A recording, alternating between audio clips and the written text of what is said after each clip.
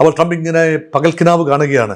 ധാരധാരയായി കപ്പലുകൾ അമേരിക്കയുടെ കിഴക്കൻ തീരത്തേക്ക്, ന്യൂയോർക്ക് ഒക്കെ ഉൾപ്പെടുന്ന കിഴക്കൻ അറ്റ്ലാന്റിക് തീരത്തേക്ക് വരുന്നു. അതുപോലെ ഒരുപാട് കപ്പലുകൾ പടിഞ്ഞാറൻ തീരത്ത്, അവിടെയും എണ്ണയുണ്ട്. ഗൾഫ് രാജ്യങ്ങളിൽ വലിയ തോതിൽ എണ്ണ ബ്ലോക്കായി കിടക്കുകയും ഒക്കെ ചെയ്താൽ യഥാർത്ഥത്തിൽ ഗൾഫിൻ്റെ അന്തരീക്ഷം മാറും.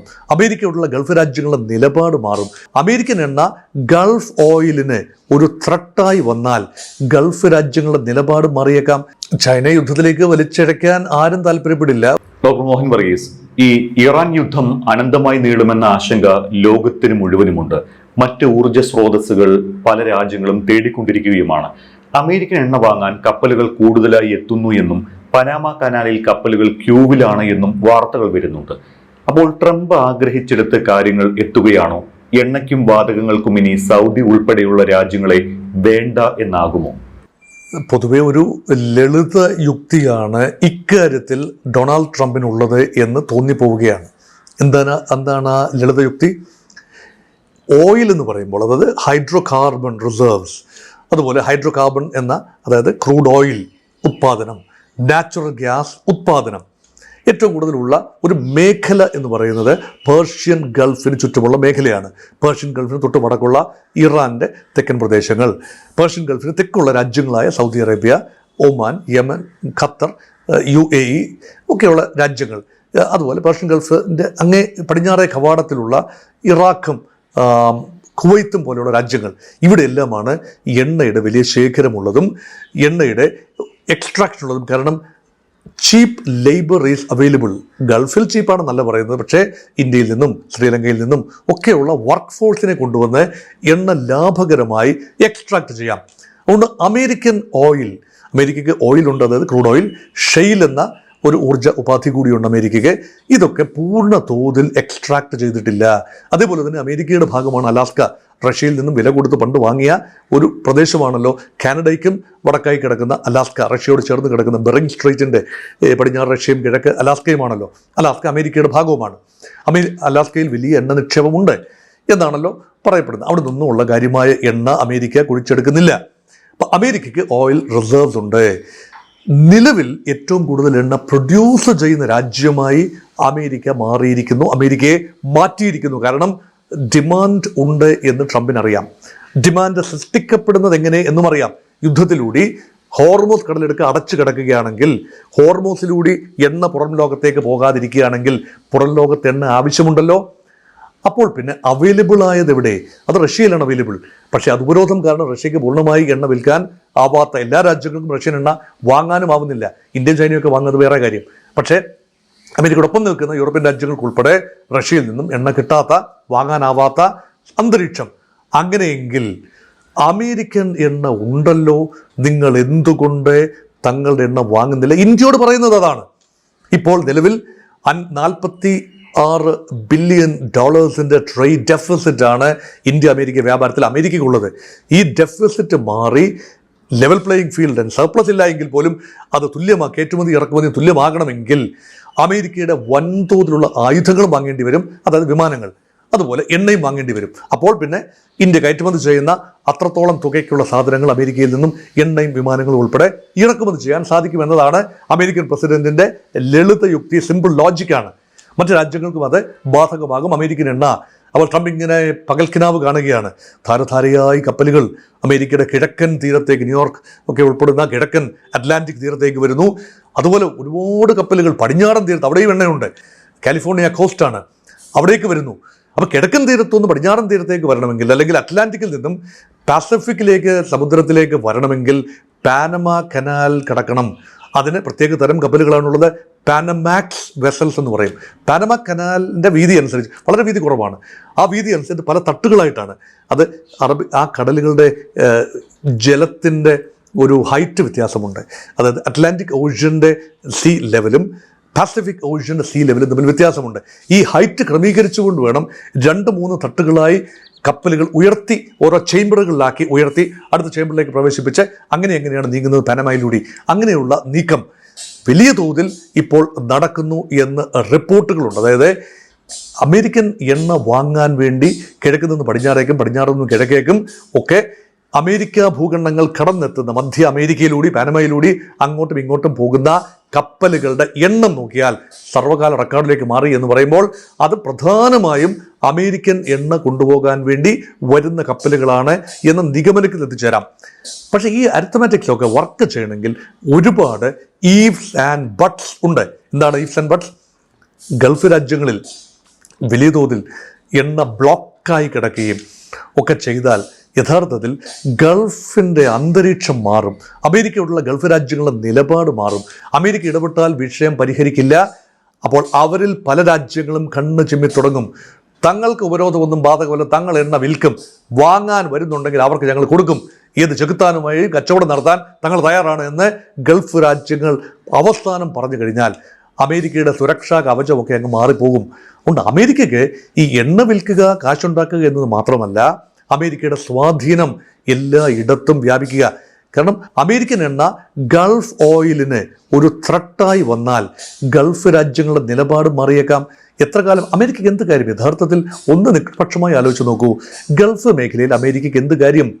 ഗൾഫ് രാജ്യങ്ങൾക്കെല്ലാം ഇറാനുമായും ഇസ്രായേലുമായും ഉള്ള പ്രശ്നങ്ങളെല്ലാം സ്വയം പരിഹരിക്കാമെങ്കിൽ ഒരു ബാഹ്യ ശക്തിയുടെ സുരക്ഷാ കവചം അവിടെ ആവശ്യമില്ല. അവരൊരു ബാധ്യതയാണ്. ചൈനീസ് അവിടെ വന്നാലും റഷ്യൻസ് വന്ന് താവളം ഉറപ്പിച്ചാലും അമേരിക്കൻ താവളങ്ങളുണ്ടെങ്കിലും അത് ആ മേഖലയെ ദുർബലമാക്കും.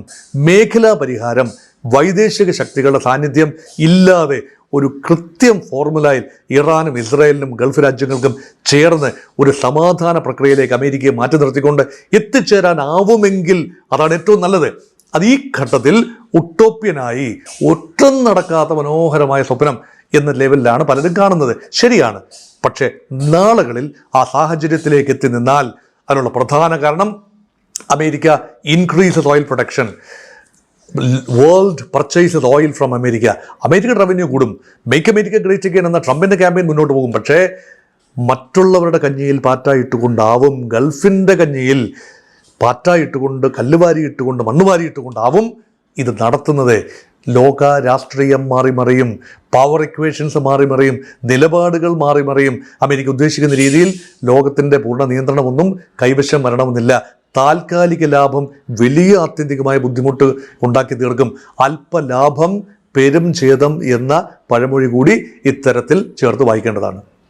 ഇതോടൊപ്പം തന്നെ മറ്റൊരു കാര്യം ചോദിക്കാനുള്ളത്, അമേരിക്കയുടെ നാവിക ഉപരോധം ഇറാന്റെ ഗാർഗ് ദ്വീപ് ഉദ്ദേശിച്ചാണ് എന്ന് വ്യക്തമാകുന്നുണ്ടല്ലോ. കുറെ റിപ്പോർട്ടുകളും ഇത് സംബന്ധിച്ച് പുറത്തു വരുന്നുണ്ട്. ഇറാനെ സാമ്പത്തികമായി ഞെരുക്കി തങ്ങളുടെ ആവശ്യങ്ങൾ അംഗീകരിക്കുന്ന തരത്തിൽ എത്തിക്കുകയാണ് അമേരിക്കയുടെ ലക്ഷ്യമെന്ന് വ്യക്തമാണ്. ഇറാന്റെ എണ്ണ 80% വാങ്ങുന്നത് ചൈനയാണ്. അപ്പോൾ ഇത്തരത്തിൽ ചൈനയെ പ്രതിസന്ധിയിലാക്കുന്നതല്ലേ അമേരിക്കയുടെ ഒരു പുതിയ നടപടികളൊക്കെ? അമേരിക്കയുടെ നിലപാട് വീണ്ടും ചൈനയെ യുദ്ധത്തിലേക്ക് വലിച്ചിടാനുള്ള ഒരു ശ്രമമായി കാണാമോ? ചൈന യുദ്ധത്തിലേക്ക് വലിച്ചഴയ്ക്കാൻ ആരും താല്പര്യപ്പെടില്ല. ഒരുപക്ഷെ ഇറാൻ മാത്രമേ താല്പര്യപ്പെടൂ. തങ്ങൾക്ക് അനുകൂലമായി ചൈന യുദ്ധരംഗത്തേക്ക് വരുന്നതൊക്കെ ഇറാൻ സ്വപ്നം കാണുന്നുണ്ടാവും. പക്ഷേ ചൈന ബുദ്ധിപൂർവ്വം കാര്യങ്ങൾ കാണുന്ന ഒരു രാജ്യമാണ്. ഇതുവരെ ചൈന മറ്റിടപെടലുകൾ ഒന്നും തന്നെ നടത്തിയിട്ടില്ല. സ്വന്തമായ യുദ്ധങ്ങളല്ലാതെ, സ്വന്തമായ അതിർത്തി സംരക്ഷിക്കുന്ന യുദ്ധങ്ങളല്ലാതെ, അല്ലെങ്കിൽ കടന്നുകയറ്റം ഇന്ത്യക്ക് നേരെ ഉൾപ്പെടെ 62-ൽ ചെയ്തതുപോലെയുള്ള കടന്നുകയറ്റങ്ങൾ നടത്തിയതല്ലാതെ മേഖലയ്ക്ക് പുറത്ത് ചൈന ഒരു യുദ്ധവും ഇതുവരെ ചെയ്തിട്ടില്ല എന്നതാണ് ചരിത്രം. നാളെ ചെയ്തു കൂടായികയില്ല. അതുകൊണ്ട് ഇറാൻ ഇപ്പോൾ ശ്രമിക്കുന്നത്, ഇറാൻ മനസ്സിലാകുന്നു ഖാർഗ് ദ്വീപ് ഇറാൻ്റെ ഒരു വലിയ അസറ്റാണ്. അത് മുഖ്യ ഇറാൻ്റെ മണ്ണിൽ നിന്നും ഏതാണ്ട് 25-30 കിലോമീറ്റർ അകത്തേക്ക് മാറി പേർഷ്യൻ ഗൾഫിനുള്ളിൽ സ്ഥിതി ചെയ്യുന്ന ചെറിയൊരു ദ്വീപാണ്. ഏതാനും ചതുരശ്ര കിലോമീറ്ററുകൾ മാത്രം വിസ്തീർണമുള്ള ദ്വീപാണ്. അവിടെ മുഴുവൻ ഹെവിലി ഫോർട്ടിഫൈഡ് ഇൻഫ്രാസ്ട്രക്ചറാണ്.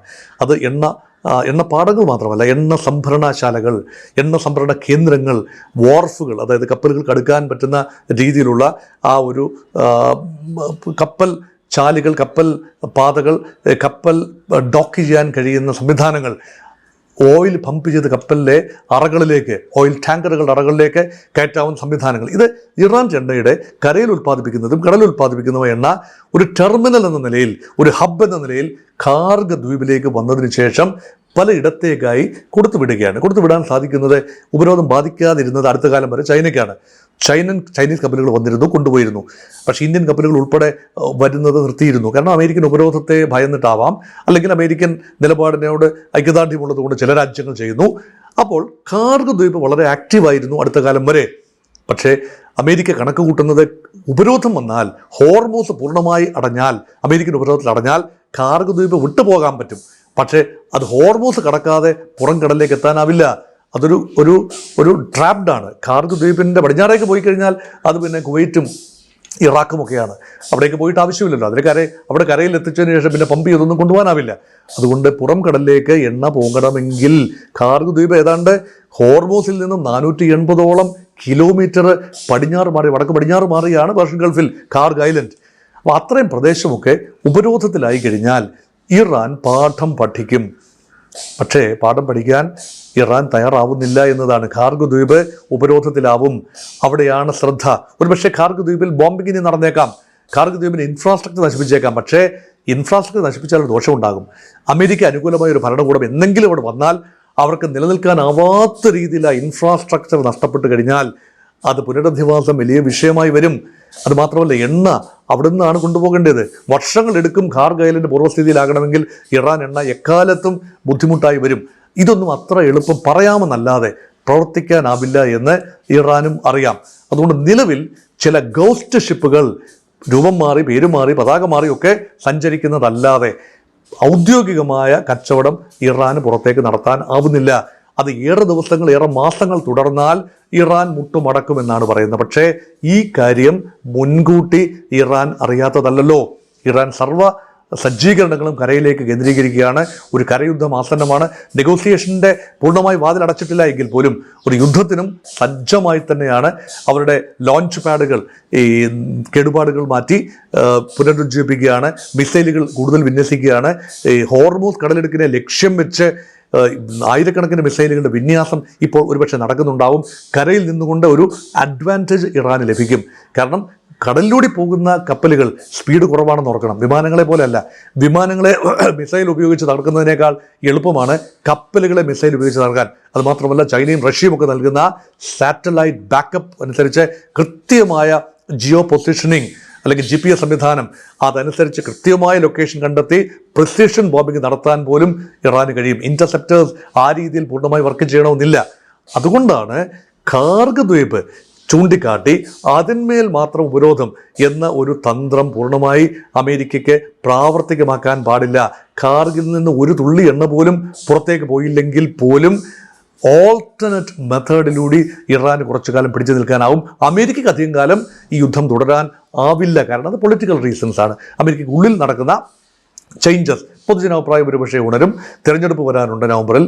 ആഭ്യന്തര തിരഞ്ഞെടുപ്പുകളാണ്, സെനറ്റിലേക്കുള്ള തിരഞ്ഞെടുപ്പാണ്. ഇതൊക്കെ മുന്നിൽ കണ്ടുകൊണ്ട് ഇറാൻ പരമാവധി റെസിലിയൻസിൻ്റെ, ചെറുത്തുനിൽപ്പിൻ്റെ, പ്രതിരോധത്തിൻ്റെ അല്ലെങ്കിൽ സഹനത്തിൻ്റെ പരമാവധി ലിമിറ്റിൽ എത്തി നിൽക്കുകയാണ് ഇറാൻ. കുറച്ചുകൂടി കാലം മുന്നോട്ട് പോകാനാവുമെന്ന് ഇറാൻ പ്രതീക്ഷിക്കുന്നു.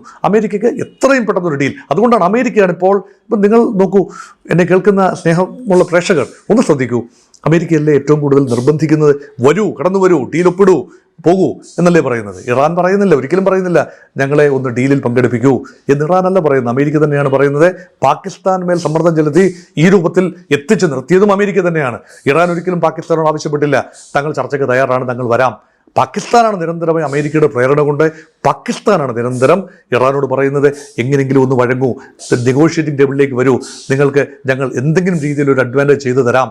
പക്ഷേ അപ്പോഴും ഇറാൻ സ്വന്തം കഴിവിൽ, സ്വന്തം കോർ കോമ്പിറ്റൻസിയിൽ, കരയുദ്ധത്തിൽ, കരയുടെ ശക്തിയിൽ വിശ്വസിക്കുന്നു. അതുകൊണ്ട് Kharg or nor Kharg, it may not make much of a difference for Iran.